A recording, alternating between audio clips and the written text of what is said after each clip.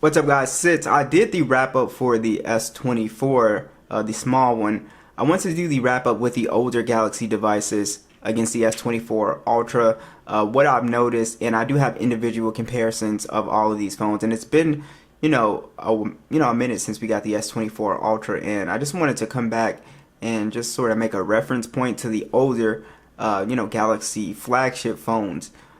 Here, and I don't consider the S22 and S23 to be old, but I want to focus on these: the S21, the Note 20, S20 Ultra, and the Note 10 Plus, the bigger older phones here.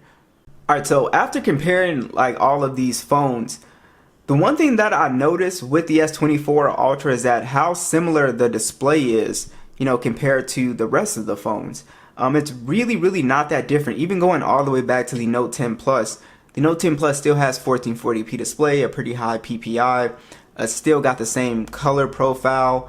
It's still got the same punch hole in the middle. The displays really have not changed throughout the years. The only thing that I think is really like a big upgrade as far as the display is that the S24 does have a much higher max brightness in direct sunlight. Like, it's very bright. And of course you have like these minor differences, like the Note 20 Ultra can only do 120 hertz at 1080p, but not that big of a difference. You will notice a difference coming from the Note 10 Plus. Not having 120 hertz, you definitely will feel the difference as far as navigating the phones and stuff like that. But one of the things that Samsung did that I actually was not a big fan of was they switched to the boxy design. So they got rid of the S series phones. So you can see the S series phones, the S21 and the S20, have a more circular design. I don't know if that's a word. Like, it's more curved at the edge, right? And it just feels way better in the palm compared to the S24, which is extremely boxy in the hand. Like, it really cuts into the palm right here, and it just doesn't feel as comfortable as the S21 Ultra. So that's why I always say the S21 Ultra, I think, has one of the best displays Samsung has made. But honestly, comparing and looking at all of these displays now, they all look really good still. So it's very impressive how Samsung has been doing excellent quality on their displays throughout the years.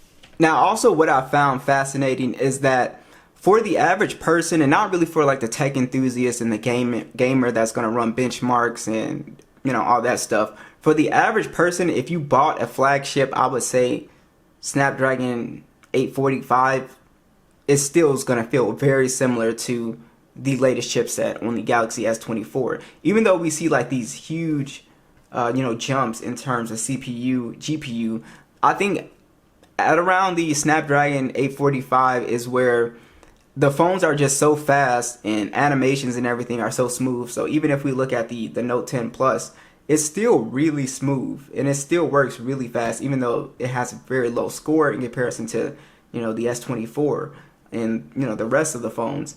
It's still just a very fast phone in real life. That's why I try not to harp too much on benchmarks, because it gives people the illusion that the phones are getting faster, and they are in some regard, like for like very heavy games and stuff like that. Genshin and just playing stuff at max if you're a gamer. But even if you're gaming, like I'll show you with PUBG and Call of Duty, it's still gonna feel the same. The only real difference is that the high refresh rate was introduced, and again, the Note is the only phone, the Note 10 is the only phone without the 120 hertz. But the Note 20 Ultra still plays at 90 frames PUBG, and it's just very similar. Even if we get into like a little speed test with the oldest phone and the newest phone, let me exit that out. You can see the difference is not as big as you would think. Boom, see, it's right behind it, and it gets even closer once we go to the 865, the 888. It's really not that much. Now, there are like a big difference in terms of cooling. I think when it comes to the Snapdragon 888 chipset and the Gen 1, the new Galaxy phones, like the S23, S24, they do a really good job with cooling and being able to game for long periods of time without it getting really hot. I'm talking about for general use. The average person cannot tell the difference in terms of speed. It's extremely hard to tell the difference for the most part. The only thing you would really notice is the 120 hertz, how smooth it feels. but in terms of like loading and animations, you know, the Note 10 Plus still feels really fast. And this, I think, is even more close when you open up games like PUBG and stuff like that. So if we take something like the Note 20 Ultra, it feels extremely similar and will play at the same settings as the S24. It plays PUBG at 90 frames, and it can pretty much play anything else in the Play Store really well. It's a very smooth and fast phone, and it's something that, you know, I've grown to really like for the most part. I really like to recommend these phones to people who are on a budget, because, you know, you can pick up an S20 Ultra that plays also at, you know, 90 frames. You can pick that up for like $200 and you're good to go. You can play PUBG competitively at really smooth frame rates. And the Note 10 Plus is the only phone that can't do it because of the no high refresh rate, but it still plays at HDR Extreme as well too. So it's just really interesting how, you know, these older flagships are still able to game at such a cheap price. So I always try to like throw that out there for my guys who are really into gaming, that you really don't need to spend a lot of money, or you don't have to game at such low settings to get something like a Galaxy A15, you know, for $200 and then play at bad settings, right? Alright, so we are at max volume. Let's go ahead and compare these speakers, starting with the 10.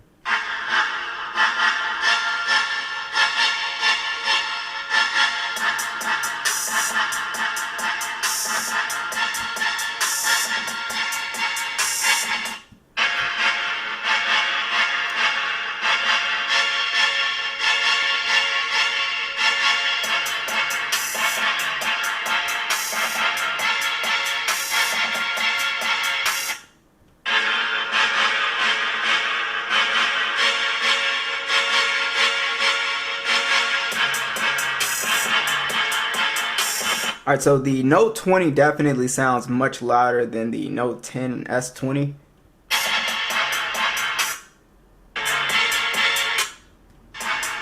The Note 10 Plus with the weakest speaker so far.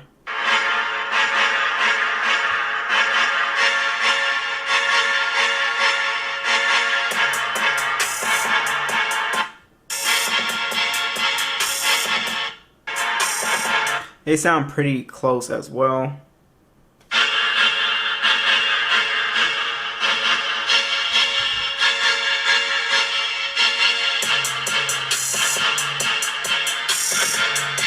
There is a noticeable difference with the S24 definitely having the better speaker, you know, out of all of these phones. I think Samsung did a really good job with the speaker on here. It actually is a little bit louder than the rest of them, and it actually sounds way cleaner as well.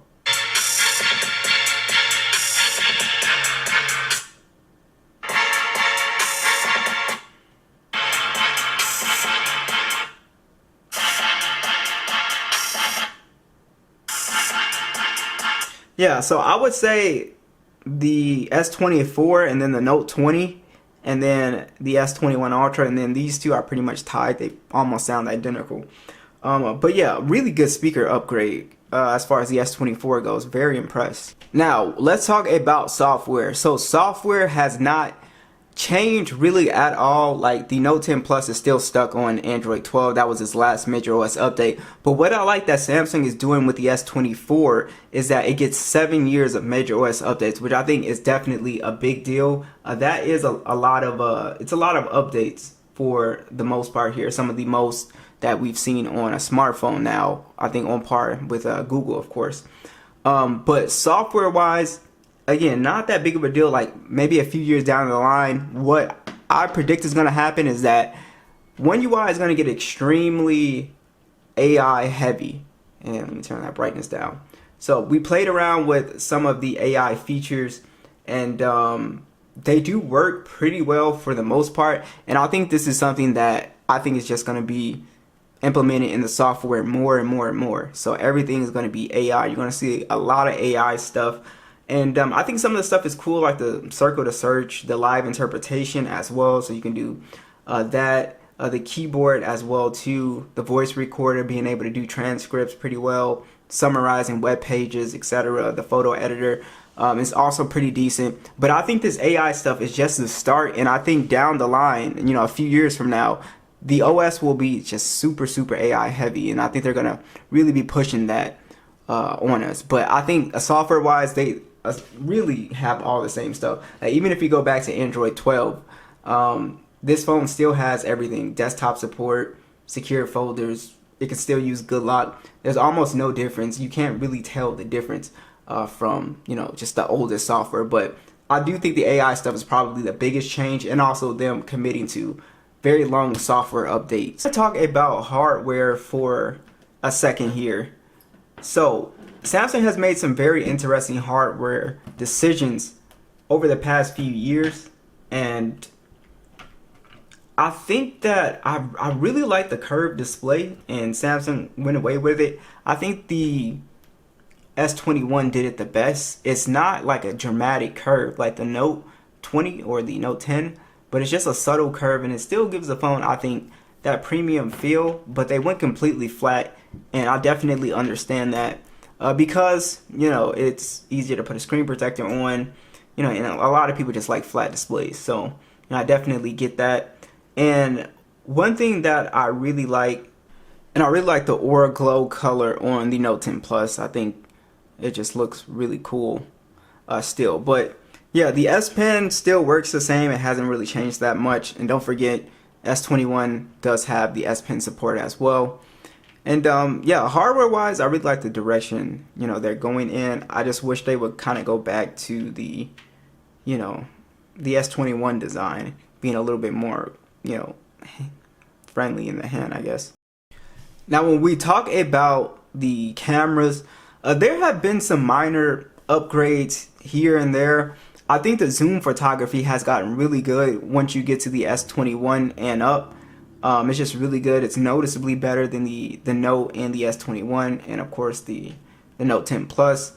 But I think standard photos still look really good on all of these phones. But yeah, of course, if you want the best photos, the best videos, you would go with the newer devices, the S20, I would say S21 and up. Note 20, and down, you can definitely tell a difference in stills, in the zoom quality, and all that good stuff. And also, I just think Samsung has been making some really good decisions here. I really like the 5 times telephoto lens that they went to on here. I think it's really good for getting like portrait shots and stuff like that, even though it kind of hurt the 100 times zoom.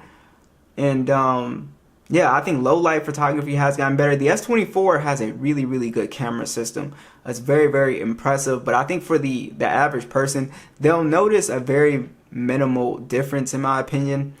Like I said, it's hard to really sell it up. If you watch the comparisons and you look, they look pretty similar for the most part.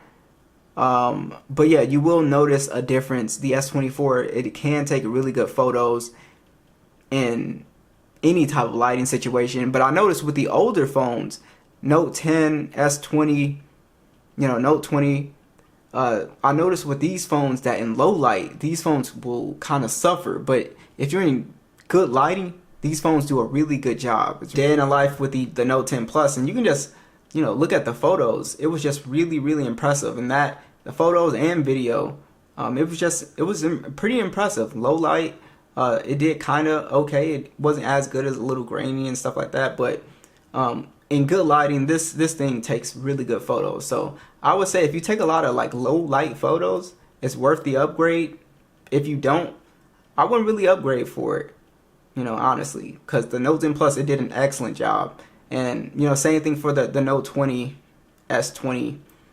But if you take zoom photography, a lot of zoom shots, and also a lot of low light shots, definitely S21 and up, you'll be really good. You'll be really happy with the results. But if you don't, it's not really worth the upgrade. And lastly, let's go ahead and talk about battery. So this is a reason why a lot of people tend to upgrade their phones. And I would say that if you're going to upgrade for battery, I would get an S23 Ultra and save the money. But the S24 is very impressive. I would say the S24 and S23 is when Samsung pretty much stepped up their battery game. Everything below that, the S22 on down, I don't think has terrible battery life, but the battery life is just kind of average. It's not really bad or good. For the most part, you know, if you're a light user, you can squeeze 6 hours, but I'm talking about for amazing battery life. Yeah, the S23 and S24 are actually noticeably much better when it comes to screen on time. And yeah, I've just been really impressed with using these phones.